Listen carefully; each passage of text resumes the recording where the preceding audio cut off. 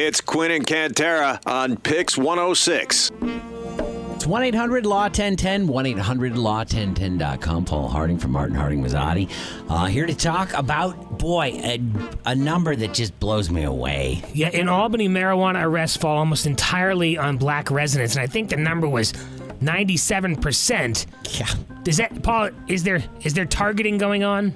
Well, the police chief says absolutely not. And Chief Hawkins said that, most of these arrests come about with, violent crime and quality of life arrests. And so they sort of tack on these marijuana crimes and sort of just putting it out there that that's happening in the black community more than the white community. But to your point, the staggering number, 97% in the black community, and there were only 4 total marijuana-related tickets or citations to folks who are white. So it's not like so the marijuana arrest numbers are actually an after-the-fact kind of thing, after an initial violation. Right. He said that we're not walking around Albany and arresting, and he said young men, and issuing marijuana tickets. We are.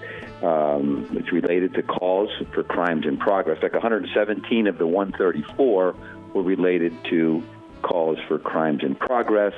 Yeah. So sort of, he put it out there that there are more crimes. This is what we're trying to do, but still don't like it. He wants to take a look at this and see how it's happening. You know what would happen if we legalized marijuana on a federal level to people of color in this country, as far as jail and the system? Just getting a 17-year-old kid into the system with a little bag of weed. Something like that. I mean, they can't get out of it. You go to Cleveland or a city like, Chicago, you cannot get out of that system. Well, I mean, so is the story in the Times-Union a little misleading? Well, I think that maybe the headline is the statistics are correct, but maybe, and they seem to have told the whole story as you read the article a little further down. And that's why we have you on, Paul. You read the whole thing. You're the best. Look, more crime in certain communities that have more people of color.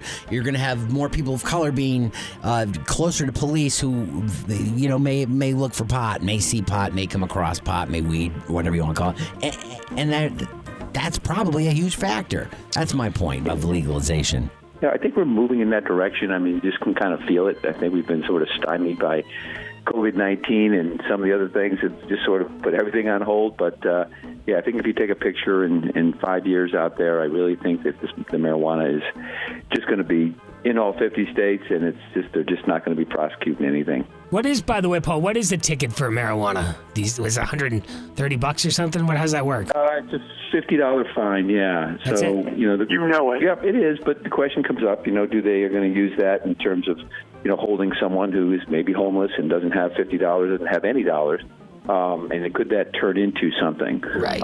Where you get a violation, show up at court next week, you don't go to court, now there's an arrest warrant, and so that's the general theme is that the folks who just don't have anything can still get wrapped up in a system where, $50, most people could come up with it. So that's maybe you catch an officer who doesn't like you for whatever reason, and then you're caught up and you're clogging the system. Yeah. So, hey, well, we appreciate you weighing on this one, Paul. Putting it in perspective. Thanks, buddy. Appreciate it.